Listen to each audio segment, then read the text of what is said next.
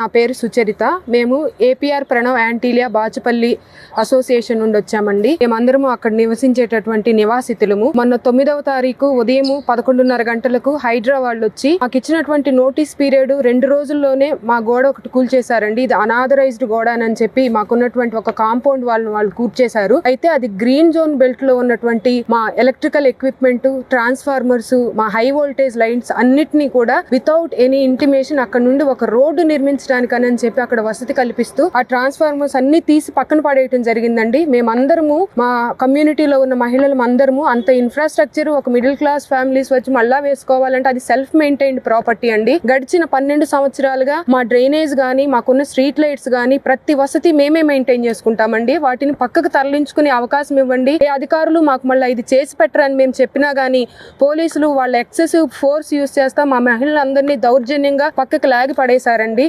దీని గురించి మేము ఇక్కడ మానవ హక్కుల కమిషన్ మేము మా వినతిపత్రం సమర్పించినప్పుడు గౌరవనీయులు ఆనరబుల్ జస్టిస్ షమీద్ అఖ్తర్ గారు మా యొక్క విన్నపాన్ని విని మాకు ఆర్డర్ ఇచ్చారండి. ఏమంటే మా లైఫ్ టు ఆర్టికల్ 21 ప్రకారం, కాన్స్టిట్యూషనల్ ఆర్టికల్ నెంబర్ 21 ప్రకారం the right to life, the right to property, the right to safety, security, dignity and modesty of women.